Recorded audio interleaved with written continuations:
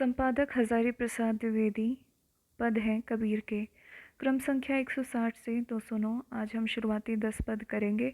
पदों को पढ़ेंगे, उनकी व्याख्या को देखेंगे और व्याकरण के आधार पर अगर कुछ विशेष बातें होंगी उसे भी देखेंगे। लोकामति के भोरा रे, जो कासी तन तजे कबीरा, तो राम ही कहानी हो रा रे। ये जो संपूर्ण पद है, यहाँ पर कबीर जो है अंधविश्वास का खंडन करते हुए बता रहे हैं कि स्वर्ग की प्राप्ति का एकमात्र साधन ईश्वर की भक्ति है।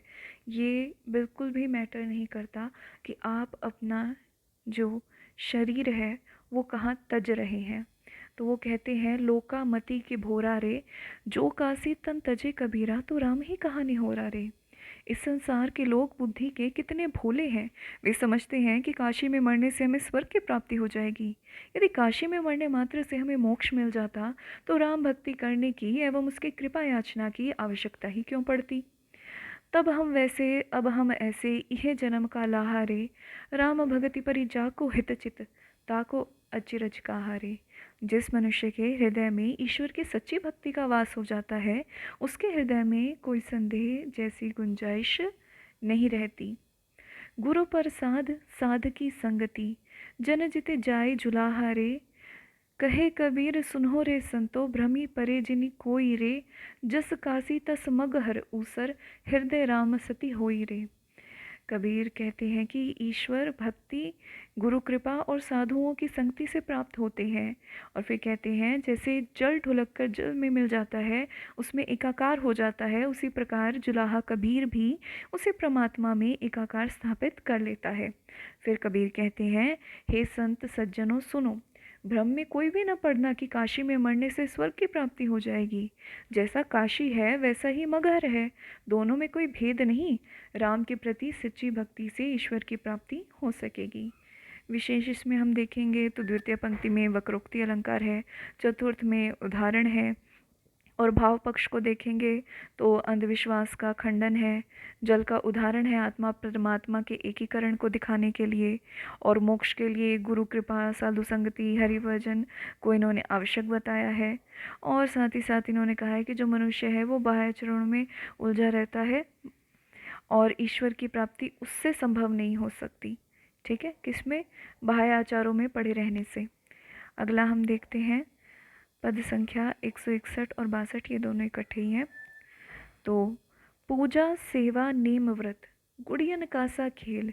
जब लग पीऊ पर से नहीं, तब लग संशय मेल। यहाँ पर जो ये पंक्तियाँ, इनमें कबीर पूजा सेवा ये जो सब है ना बाह्यचारों, इनको व्यर्थ मानता है और इनका मानना है कि ईश्वर इनसे प्रसन्न नहीं होता। ईश्वर को प्राप्त करने के लिए क्या चाहिए? सहज भक्ति, ज्ञान और सत्संग। अब हम अर्थ देखते हैं। पूजा सेवा नेम व्रत, गुड़ियन कासा खेल। जब लग पीऊ पर से नहीं, तब लग संशय मेल। कबीर कहते हैं कि ईश्वर बाह्यचरों पूजा सेवा नेम व्रत आदि से प्रसन्न नहीं होते। ये सब गुड्डे गुड्डियों का खेल है, इनसे कुछ भी हाथ नहीं लगता। जब तक ईश्वर के लिए सच्ची भक्ति व अनुराग न हो, सब व्यर्थ है। जाति न पूछो साध की, पूछ लीजिए ज्ञान। मोल करो तलवार का, पड़ा रहन दो म्यान। हस्ती चढ़िए ज्ञान का, सहज दुलीचा डारी। स्वान रूप संसार है, भूकन दे झक मारी। यहाँ कबीर कहते हैं कि किसी की जाति, समुदाय या मजहब का इससे क्या लेना देना है। जाति तो बाह्य आचरण है। अगर साधु के बारे में कुछ महत्वपूर्ण जानने योग्य बात है तो वो उसका अमूल्य ज्ञान है। ठीक उसी तरीके से जैसे तलवार की कीमत होती है उसकी म्यान की नहीं। म्यान जिसके अंदर हम तलवार रखते हैं। जाति को महत्व देना तो म्यान को महत्व देने के समान है। फिर कबीर कहते हैं कि ज्ञान रूपी हाथी पर सहज साधना का दुलीचा डालकर उस हाथी की सवारी पर निकल पड़ना चाहिए। ज्ञान को किसका प्रतीक बना दिया? हाथी। ठीक है, और सहज साधना दुलीचा जो उसके ऊपर हम रखते हैं और फिर बैठते हैं। ठीक है, तो कहते हैं कि वो डालकर उस हाथी की सवारी पर निकल पड़ो। इस स्वान कुत्ते रूपी संसार, संसार की तुलना किससे की है? कुत्ते से। इस स्वान रूपी संसार के भोगने की कोई परवाह नहीं करनी चाहिए।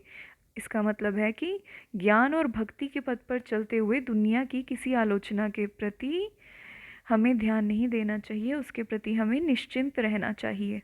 ये बड़ा अच्छा लगा है। सांसारिक लोग तो कुत्ते की तरह भौंकते रहते हैं, परंतु हाथी मदमस्त होकर निकल जाते हैं। वे कुत्तों की परवाह नहीं करते। इसी प्रकार संसारिक लोगों की परवाह किए बगैर हमें अपने सत्य मार्ग पर चलते रहना चाहिए। इसकी अगर हम विशेषताएं देखें तो इसमें प्रतीकात्मक शैली है, रूपक अलंकार है, ठीक है। और भाव पक्ष को देखें तो जाति पाति पूजा सेम इन सबको इनका खंडन किया है। प्रचलित मुहावरे का प्रयोग किया है, हाथी चले जाते हैं कुत्ते भौंकते रहते हैं, ठीक है। और भाषा इनकी है सधुकड़ी। अगली अगर हम पद संख्या देखें तो मेरा तेरा मनुआ कैसे इक हुई रे, मैं कहता हूँ आखन देखी, तू कहता कागद की लेखी। पंक्तियाँ इनकी बहुत प्रसिद्ध पंक्तियाँ हैं, तो ध्यान रखिए। और ये जो पंक्तियाँ हैं इनमें कबीरदास जी अनुभव सम्मत ज्ञान को ही प्रमाणिक मानते हैं, ठीक है, जो आप एक्सपीरियंस करते हैं, जो एम्फेरिकल नॉलेज होती है। अर्थात वे आंखों देखी बात पर विश्वास रखते हैं, शास्त्रों में लिखी बातों पर नहीं। तो इनकी पंक्तियाँ हम फिर देखते हैं। मेरा तेरा मनुआ कैसे इक हुई रे, मैं कहता हूँ आखन देखी, तू कहता कागद की लेखी। मैं कहता सुरझावन हारी, तू राखियो उरझाई रे। ठीक है। मतलब कबीरदास जी कहते हैं मेरा और तुम्हारा मन एक कैसे हो सकता है, दोनों के सोचने और सत्य को समझने के तरीके अलग अलग हैं। मैं तो आंखों से देखे हुए अनुभव किए हुए सत्य की बात करता हूँ, जबकि तुम कागज़ की लेखी यानी पुस्तकीय ज्ञान को ज्ञान मानकर चलते हो। तो इस प्रकार मैं तो अपने अनुभव सांचे के आधार पर सत्य की गुत्थी को सुलझाने वाले वास्तविक ज्ञान से अवगत करा रहा हूँ। मैं तो चीज़ें सुलझाने की कोशिश कर रहा हूँ, जबकि तुम इन पोथियों के माध्यम से उसे उलझाने में लगे हो। मैं कहता जागत रहियो, तू रहता है सोई रे। मैं कहता निर्मोही रहियो, तू जाता है मोही रे। मैं तुम्हें जागृत रहने के लिए कहता हूँ और तुम उन शास्त्रों की बातों में आकर सो जाते हो, अतः अपना भला बुरा नहीं देख पाते।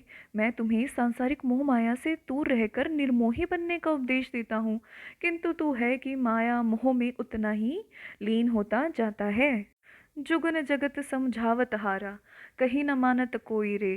तू तो रंडी फिरे बिहंडी, सब धन डारे खोई रे।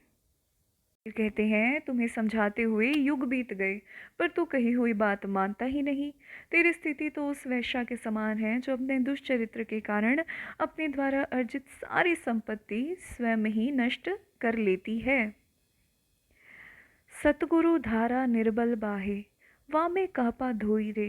कहत कबीर सुनो भई साधो, तब ही वैसा होई रे। कबीर कहते हैं गुरु के उपदेशों की निर्मल धारा में यदि हम अपने शारीरिक व मानसिक विकारों को धो लें, तभी हमारा मन निर्मल होकर उस ईश्वर से एकाकार हो सकेगा। यहाँ पर व्याकरण में देखें तो उपमा अलंकार है, भाषा सधुकड़ी है, ठीक है। और भाव पक्ष को अगर हम देखें तो यहाँ शास्त्र ज्ञान की बजाय उन्होंने अनुभव ज्ञान को प्राथमिकता दी है, गुरु को महत्व दिया है। अंतिम पदों में ये चीज़ हम देख सकते हैं। और द्वैत भाव की जगह अद्वैत की चर्चा की है। अगला पद है 164। दुल्हन अंगिया काहे न धोवाई, बाल पने की मैली अंगिया विषय दाग परी जाई। तो ये जो पंक्तियां हैं यहाँ पर जो कबीर है ना, वो जीवात्मा को संबोधित कर रहा है, ठीक है। और उसको किस रूप में? दुल्हन के रूप में। और उसका जो शरीर है, उस शरीर रूपी अंग वस्त्र है, उसको धोकर निर्मल क्यों नहीं किया जा रहा, ये प्रश्न वो उससे पूछता है। वो कहता है कि ये इतना मलिन है, न जाने कब से इस पर विकारों की परत चढ़ती रही है, और अब तो इसमें विषय वासना रूपी दाग भी लग चुके हैं, ठीक है। एक बार और इसका हम अर्थ समझते हैं। दुलिन अंगिया काहे न धोवाई, बाल पने की मैली अंगिया विषय दाग परी जाई। बिन धोए पिय रीझत नाही, पिय यहाँ ईश्वर के लिए उपयुक्त है। सेज से देत गिराई, सुमिरन ध्यान के साबुन करी ले, सतनाम दरियाई। स्मरण करना और ध्यान करने को इन्होंने साबुन रूप प्रतीक रूप में इस्तेमाल किया है। तो कबीरदास जी कहते हैं कि वो जीवात्मा को संबोधित करते हुए कहते हैं कि जीवात्मा रूपी दुल्हन, तुम इस शरीर रूपी अंग वस्त्र को धोकर निर्मल क्यों नहीं किया? यह कितना मलिन है, न जाने कब से इस पर विकारों की परत चढ़ती रही है, और अब तो इसमें विषय वासना रूपी दाग भी लग चुके हैं। परमात्मा रूपी जो प्रियतम है वो तभी प्रसन्न होता जब ये काया रूपी वस्त्र निर्मल होता। पाप और मलिनता से उसे इतनी घृणा है, उन्हें तो वह अपनी शैया से नीचे गिरा देता है। सुमिरन ध्यान के साबुन करी ले सतनाम दरियाई। आगे कबीर कहते हैं, इस शरीर रूपी जो वस्त्र है उसकी मलिनता को दूर करने के लिए नाम स्मरण और ध्यान के साबुन का और भगवान के नाम रूपी जल का प्रयोग करना चाहिए। दुविधा के भेद खोल बहुरिया मन के मैल धोबाई। चेत करो तीनों पन बीते अब तो गवन न गिचाई। कबीर कहते हैं कि विषय वासना का मैल कटते ही तेरे मन की सारी दुविधाएं समाप्त हो जाएंगी और सर्वत्र निर्मलता व्याप्त हो जाएगी। तुझे अब तो चेत जाना चाहिए, क्योंकि तेरी तीन अवस्थाएं अर्थात बाल्यावस्था, युवावस्था और प्रौढ़ावस्था बीत चुकी है। अब तो चौथी अवस्था आ गई और तेरे जाने का समय निकट आ गया है, अर्थात संसार से तेरी विदाई होने वाली है। आगे कहते हैं, पालनहार द्वार है ठाड़े, ठाड़े यानी वहाँ खड़े हैं, ठीक है। अब काहे पछताई कहत कबीर सुनोरी बहुरिया चित अंजन दे आई। वो कहते हैं, तेरे पालनहार प्रियतम तेरे द्वार पर खड़े तुझे साथ ले जाने की प्रतीक्षा कर रही, अतः अब पश्चाताप क्यों कर रही है? यह तो प्रिय से मिलन का समय है। तो बेसिकली यहाँ कबीर जी जीवात्मा रूपी वधू को कहते हैं कि तुम अपने चित्त रूपी नेत्र के निर्मल ज्ञान का अंजन लगाकर देखो, तब तुम्हें सब कुछ साफ साफ दिखने लगेगा। किसका? चित्त रूपी नेत्र निर्मल ज्ञान का अंजन लगाकर देखो, तब तुम्हें सब कुछ साफ साफ दिखने लगेगा। हृदय निर्मल हो तो ही ईश्वर का वास उसमें होता है, अतः चित्त की शुद्धि अति आवश्यक है। विशेष में देखते हैं तो रूपातिशोक्ति अलंकार है, यानी रूपक और अतिशोक्ति नियुक्ति परक शैली है। दाम्पत्य भाव की भक्ति है इसमें, और ईश्वर को प्राप्त करने के लिए चित्त का शुद्ध होना ज़रूरी भाव पक्ष में आ गया। और कबीर जी की भांति चलो गुरु नानक भी कहते थे, तो ठीक है। अच्छा, आगे देखते हैं पद संख्या 165। मोरी चुनरी में परी गयो दाग पिया, 5 तत की बनी चुनरिया, सारे हंसे वद लागे जिया। अभी जैसे वो था ना, शरीर रूपी वस्त्र था, अभी ये चुनरी, ये 5 तत्व, ये शरीर की ही बात हो रही है यहाँ पे, ठीक है। तो यहाँ जीवात्मा और परमात्मा के संबंध, जैसे पूर्व पद में हमने देखा ना, वही अब आगे चल रहा है। जीवात्मा और परमात्मा के संबंधों की चर्चा हो रही है, और जीवात्मा का जो शरीर रूपी चुनरी है, ठीक है, उसमें विषय विकारों का दाग लग गया है, वो मलिन हो गई है, और दाग तभी छूटेगा जब ज्ञान रूपी साबुन का प्रयोग होगा, और तभी जब ईश्वर जीव को अपना लेगा, ठीक है। तो मोरी चुनरी में परी गयो दाग पिया, 5 तत की बनी चुनरिया, सारे हंसे वद लागे जिया। कबीरदास जी कहते हैं, मेरे शरीर रूपी इस चुनरी में विषय विकारों के दाग लग गए। यह शरीर रूपी चुनरी 5 तत्वों पृथ्वी, अग्नि, जल, वायु एवं आकाश से निर्मित है। यह शरीर रूपी चुनरी मायके से आई है, किंतु ससुराल में आकर मैंने मन को खो दिया। आगे कह रहे हैं, यह चुनरी मोरे मैके ते आई, ससुरे में मनवा खोए दिया। मली मली धोई दागन छूटे, ज्ञान को साबुन साए पिया। यानी मल कर धोने के बाद भी यह दाग नहीं छूटते हैं, अर्थात जिस मन को परमात्मा में लगे रहना चाहिए था, वह विषय विकारों में पड़ा रहा, परमात्मा से दूर हो गया। ज्ञान के साबुन लगाने से काफ़ी मेहनत से धोने पर भी यह दाग नहीं छूटता। तो कबीरदास जी कहते हैं, कहे कबीर दाग कब छूटी, कहे कबीर दाग कब छूटी है, जब साहब अपनाए लिया। कि कबीर कहते हैं कि जब परमात्मा जीव को अपना लेगा तो यह दाग छूट जाएगा। इसमें शैली प्रतीकात्मक है, क्योंकि हमने देखा है शरीर को चुनरी और वो सब। शांत रस है, रूपातिशोक्ति है, रूपक है, और अतिशोक्ति है, ब्रजभाषा है, ठीक है। ज्ञान का साबुन में रूपक अलंकार है, ठीक है, 5 तत्वों का यहाँ पे वर्णन है। अगली पद संख्या आ जाती है 166। तेरा जन एक आध है कोई, काम क्रोध अरु लोभ विसर्जित, ये सब तेरी माया। यहाँ पे एक विशेष व्यक्ति की बात कर रहे हैं। तो ये कहते हैं कि कबीर जी ने भक्त के लक्षणों की यहाँ चर्चा की है, और सच्चा भक्त वही हो सकता है जो काम क्रोध लोह मोह लोभ व अहंकार से रहित हो, जो प्रभु में लीन हो तथा सभी परिस्थितियों में समान बना रहे, जो कि बहुत कम लोग होते हैं। तो देखते हैं, तेरा जन एक आध है कोई, काम क्रोध अरु लोभ विसर्जित, ये सब तेरी माया। कबीर कहते हैं, प्रभु मैं जानता हूँ कि संसार में कोई विरला ही आपका सच्चा भक्त है। सच्चा भक्त वही हो सकता है जो काम क्रोध लोभ से पूरी तरह मुक्त होकर आपके चरणों में रम गया हो। राजस तामस सात्विक तिन्यू, ये सब तेरी माया। चौथे पद को जे जन चिन्हे, तिन्ही परम पद पाया। सत रज और तम से युक्त यह त्रिगुणात्मक संसार आपकी माया है। इस बात को अच्छी तरह जानकर जो पुरुषार्थ चतुष्ट है, यानी कि धर्म अर्थ काम मोक्ष, ठीक है, में से मोक्ष को भली भांति पहचानता है, वही परम पद को प्राप्त करता है। आगे कहते हैं, अस्तुति निंदा आशा छाड़े, तजे मान अभिमाना। लोहा कंचन समी करी, चिंतामणि हरिपद रमे उदासा। तृष्णा अरु अभिमान रहित, तृष्णा अरु अभिमान रहित है, कहे कबीर सो दासा। अर्थात सच्चा भक्त कौन है? जो निंदा स्तुति मान अभिमान से परे हो। उसको ना तो अपनी निंदा से रुष्ट हो और ना अपनी प्रशंसा से खुश हो। उसे अपने मान सम्मान की कामना भी नहीं होती और अभिमान से तो वो कोसों दूर रहता है। लोहे और स्वर्ण में उसे कोई अंतर नहीं दिखता, वह दोनों को समान रूप में दिखता है। तो यहाँ कबीर कहते हैं कि सच्चा भक्त यदि कोई चिंता करता है तो केवल ईश्वर का चिंतन करता है। सांसारिक चिंताओं से उसका हृदय पूर्णतः मुक्ति पा लेता।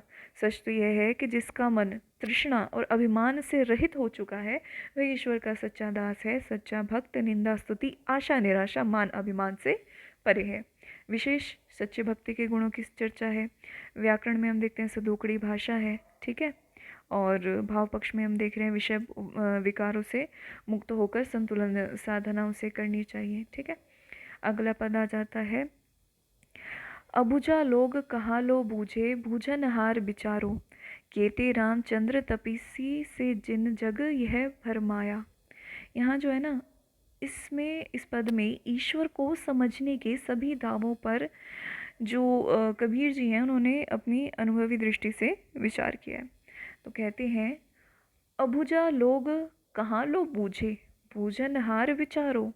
केते रामचंद्र तपस्वी से जिन जग यह भरमाया।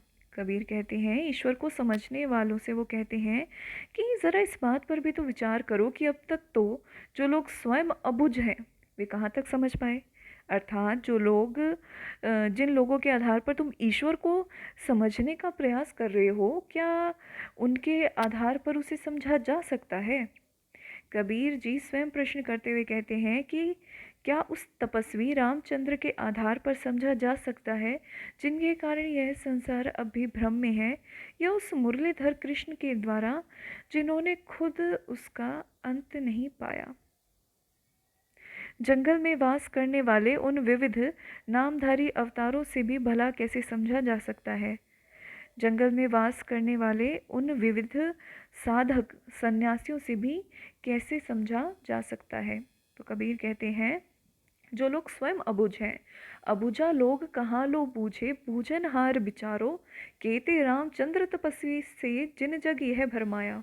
केते कान्हा भय मुरलीधर, तिन भी अंत न पाया। केते बोध बहे निकल की, तिन भी अंत न पाया। केतिक सिद्ध साधक सन्यासी, जिन बन बास बसाया। केते मुनिजन गोरख कहिए, तिन भी अंत न पाया। अर्थात गोरखनाथ आदि विविध मुनिजन को भी देखें तो क्या उन लोगों ने उसका अंत प्राप्त कर लिया, अर्थात ईश्वर को जान लिया? जाकी गति ब्रह्म नहीं पाए, सिवंसन कादिक हारे। ताके गुण नर कैसे पे हो, खड़ा कबीर पुकारे। अर्थात कबीर कहते हैं कि जिसकी गति स्वयं ब्रह्मा भी नहीं जान पाए, शिव सनकादिक सब हार मान बैठे, उसका गुण भला मनुष्य कैसे जान सकता है? मनुष्य भी उसके रहस्य को नहीं जान सकता, ठीक है। इसके विशेष हैं, इसमें उक्तियाँ तर्क प्रधान हैं, कुछ कुछ फिलॉसफी की भी बातें यहाँ कह सकते हो। भाषा सधोकड़ी है, उल्लेख अलंकार है, ठीक है, और अवतारवाद का यहाँ पर खंडन करते देखते हैं, मतलब प्रत्यक्ष तो नहीं, परोक्ष रूप से शायद कह सकते हैं हम इसे। अगली पद संख्या है, उसमें देखते हैं, साधो देखो जग बोराना, साची कहो तो मारन धावे, झूठे जगपति आना। तो ये जो पद है इसमें कबीर कहते हैं कि समाज में जो अंधविश्वास और पाखंड है ना, उसका वे खंडन करते हैं यहाँ इस पद में। और हिंदू मुस्लिम दोनों के धर्मों की जो कुरीतियाँ और पाखंड है उनके बारे में यहाँ बात करेंगे। और राम रहीम दोनों में कोई भी भेद नहीं है उनके अनुसार, वो भी हम इस पद में देखेंगे। अच्छा चलिए शुरू करते हैं। साधो देखो जग बोराना, साची कहो तो मारन धावे, झूठे जगपति आना। कबीर कहते हैं कि इस दुनिया को देखो, यह तो बावली है जो सच कहने वाले को तो मारने दौड़ती है और झूठ कहने वाले का विश्वास करती है। हिंदू कहते हैं राम हमारा, मुसलमान रहमाना, आपस में दो लड़े मरुत हैं, मरम कोई नहीं जाना। कबीर कहते हैं कि हिंदू कहता है राम उनके परमात्मा है, मुसलमान कहते हैं रहमान हमारा खुदा है। राम और रहीम के इस झगड़े में दोनों लड़ते झगड़ते, पर इस मर्म को कोई नहीं जानते कि राम रहीम में कोई अंतर नहीं, दोनों एक ही ईश्वर के दो नाम हैं। ठीक है। बहुत मिले मोहि नेगी धर्मी, प्रात करे स्नाना, आत्म छोड़ी पाषाणे पूजे, तिनका थोता ज्ञाना। कबीर कहते हैं मैंने बहुत से नियम धर्म का पालन करने वाले लोग देखे जो सुबह सुबह स्नान करके अपने को शुद्ध कर लेते और आत्मा में स्थित परमात्मा को छोड़कर पत्थर पूजते। ऐसे लोगों का ज्ञान होता है। बहुत सारे योगी यति आसन लगाकर बैठ जाते कि तो अपने मन में अहंकार पाले हुए ऐसे लोगों को भला ईश्वर की प्राप्ति कैसे हो सकती है। ये भाई यही बात आ गई कि आसन मारी दिम्ब धरी, बैठे मन में बहुत गुमाना, पीपर पाथर पूजन लागे, तीरथ बरत भुलाना, माला पहिरे टोपी पहिरे, छाप तिलक अनुमाना। यहाँ कबीर कहते हैं कि भला पीपल पत्थर की पूजा करने वाले लोगों को या तीर्थ व्रत में लीन रहने वालों को, भाई आडंबरों का प्रदर्शन करने वाले इन साधु सन्यासियों को जो तरह तरह की मालाएं टोपियां पहनते हैं, इन्हें ईश्वर की प्राप्ति कैसे हो सकती है। ये तो माला तिलक टोपी आदि में ही खोए हुए हैं। ठीक है। साखी सबदे गावत भूले, आत्म खबर न जाना, घर घर मंत्र जो देत फिरत है, माया के अभिमाना। अर्थात ये जो हैं साखी शब्द गाना भूल गए हैं, इन्हें अपने भीतर आत्म तत्व की भी कुछ खबर नहीं। कुछ ऐसे भी गुरु घंटाल हैं जो घर घर घूमकर मंत्र देते हैं, ये सभी स्वयं भी माया के वश में हैं। आगे कहते हैं गुरुआ सहित शिष्य सब बूढ़े, अंत काल पछिताना, बहुलत देखे पीर ओलिया, पढ़े किताब कुराना। यानी वो कह रहे हैं ऐसे गुरु से अगर तुम लोगे ना शिक्षा, तो अंत काल में इनका हश्र यह होता है कि गुरु व शिष्य दोनों डूबते हैं। बहुत से पीर और ओलिया भी हैं जो कुरान पढ़ते हैं, परंतु उन्हें भी तत्व ज्ञान नहीं, वे सब अज्ञानी हैं। करे मुरीद कबर बतलावे, उन्हों खुदा न जाना, हिंदू की दया मेहर तुर्कन की, दोनों घर से भागी, वह करे जिभह व झटका, मारे आग दो घर लागी। या विधि हसत चलत है, हमको आप कहावे स्याना, कहे कबीर सुनो भई साधु, इनमें कौन दीवाना। यानी कि ये जो लोग हैं, अशिक्षित लोग हैं जिसको अपना मुरीद बना लेते हैं, अंधकार में भटके रहते हैं, इनको लेके कहते हैं कि हिंदू और मुस्लिम दोनों में दया व करुणा समाप्त हो गई। मुस्लिम ज़िबह यानी हलाल के माध्यम से और हिंदू झटका देकर जीव हत्या करता, दोनों के घर में आग लगी है। ये सब करते हुए वे स्वयं को समझदार समझते हैं, स्वयं को चतुर बतलाते हैं। कबीर कहते हैं हे संतो, अब आप ही बताओ कि इन दोनों में कौन पागल है। भाव पक्ष देखते हैं। पाखंड और आडंबर का विरोध है, हिंसा पर कटाक्ष है, दोनों धर्मों की बुराई की चर्चा की, व्याकरण में भाषा से दुकड़ी है, और मूर्ति पूजा की विरोध करते हुए यहाँ भी हमें देखते हैं। ठीक है। अगला है पद। मियाँ तुमसो बोलिया बणी न आवे, हम मस्किन खुदाई बंदे, तुम्हारा जसमनी भावे। तो यहाँ जो कबीर है वही भायाचरों का खंडन कर रहे हैं और विकारों को ईश्वर प्राप्ति में बाधक मानते हैं। तो कबीर कहते हैं मियाँ तुमसो बोलिया बणी नहीं आवे, हम मस्किन खुदाई बंदे, तुम्हारा जसमनी भावे। कबीर कहते हैं मियाँ तुम्हें ईश्वर को पुकारना नहीं आता, मैं तो ईश्वर का बंदा हूँ तथा उसी की प्रति समर्पित हो गया। किंतु तुम्हें जो रास्ता अच्छा लगे उसका अनुकरण करो। ईश्वर किसी एक ही नहीं अपितु हिंदू और मुसलमानों दोनों का स्वामी है। तो कहते हैं, मियाँ तुम सो बोलिया बड़ी नहीं आवे, हम मस्किन खुदाई बंदे तुम्हारा जस्म निभावे। जैसा मनाए करो। अलह अवली दीन का साहिब जोर नहीं फुरमाया, मुर्शद पीर तुम्हारे है को कहो कहाँ थे आया। आगे कहते हैं, ईश्वर किसी एक का नहीं है, हिंदू मुसलमान दोनों का स्वामी है। वह अहंकारियों के हृदय में नहीं रहता। कबीर मुसलमानों से पूछते हैं, तुम्हारे पीर मुर्शिद कहाँ से आए? रोज़ा नमाज कलमा पढ़ने से तुम्हें स्वर्ग नहीं मिल सकता, क्योंकि स्वर्ग की प्राप्ति इन बाह्य पाखंडों से नहीं होगी, अपितु उसे होती है जिसके हृदय में ही काबा और जो ईश्वर की ओर अपनी दृष्टि कर लेता, उसे धन दौलत में कोई रस नहीं मिलता। पंक्तियों में देखते हैं ये चीज़ कि मुरिसद पीर तुम्हारे है को कहो कहाँ थे आया, कहाँ से आया था। रोज़ा करिए निवाज गुजारे, कल में मिसत न हुई, सत्तिर कावे इस दिल भीतरी जे करी जाने। जिसके हृदय में ही काबा है उसे ही, ठीक है। खसम पिछानी तरस करी जिय, मैं मालमती करी फीकी, आपा जानी साई को जाने, जब हवे भिस्त सरी की। तो यहाँ वो कहते हैं कि ये जो सारी चीज़ें उसे फीकी लगती हैं। क्या? ये धन दौलत, उसे उसमें रस नहीं आता। जिसके हृदय में काबा हो, जो ईश्वर की ओर अपनी दृष्टि रखता है, उसे धन दौलत में रस नहीं आता। ये सारी चीज़ें उसे फीकी लगती हैं। और इस समय जब व्यक्ति अपने अहम पर विजय प्राप्त कर लेता है, तो वो ईश्वर स्वरूप हो जाता, उसे स्वर्ग की प्राप्ति हो जाती। तो मियाँ तुम सो बोलिया बड़ी नहीं आवे, हम मस्किन खुदाई बंदे तुम्हारा जिस्म निभावे। अलह अवली दीन का साहिब जोर नहीं फुरमाए, मुर्शद पीर तुम्हारे है को कहो कहाँ थे आए। रोज़ा करे नवाज गुजारे, कल में मिस्त न हुई, सितर कावे इस दिल भितरी जे करी जाने कोई। खसम पछानी तरस करी जिये, मैं माल मती करी फीकी, आपा जानी साई कुजाने, जब हवे भिस्त सरी की। माटी एक भेस धरी नाना, सब में ब्रह्म समाना, कहे कबीर मिस्त छिटकाई तो जग ही मन माना।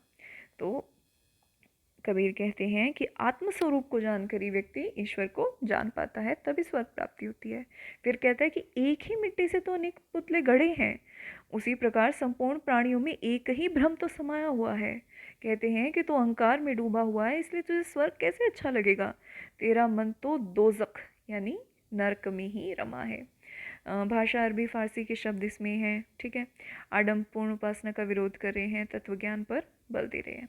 आज का अंतिम पद देखते हैं। वही क्यों काशी तजे मुरारी, तेरी सेवा चोर भये बनवारी, जोगी जति तपी सन्यासी, मठ देवल बसी परसे काशी। अभी व्यंग्य है, ठीक है। यहाँ पे जो है ना, कबीरदास जी कहते हैं कि उनका हमें पता है, उन्होंने अपना जो देह त्याग था मगहर में किया था, ठीक है, अंधविश्वास को दूर करने के लिए कि काशी में मरने से स्वर्ग नहीं प्राप्त होता। तो यहाँ जो है ना, जिनकी दुकानें चल रही हैं इस काम की वजह से, उनके ऊपर यहाँ कटाक्ष कर रहे हैं, ठीक है।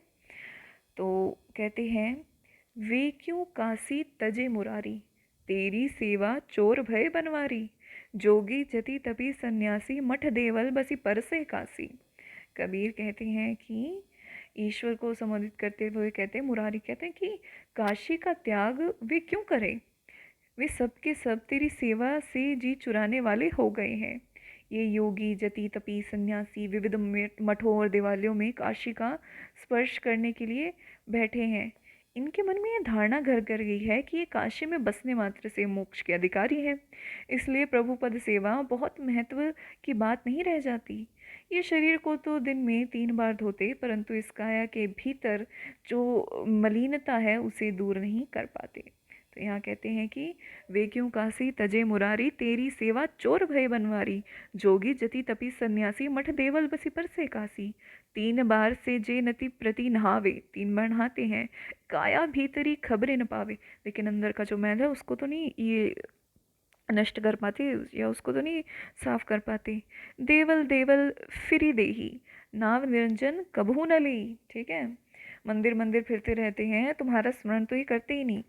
चरण विरध काशी को न देहूँ, कहे कबीर भल नरक ही जेहूँ। तो यहाँ पर वो जो है, जो एक होता है ना उनकी जिद है, वो यहाँ प्रकट होती है। वो कहते हैं कि इन लोगों को तत्व ज्ञान की तो खबर नहीं, ठीक है, ये विभिन्न देवालयों में फिरते रहते हैं, परमात्मा का इनको अता पता नहीं।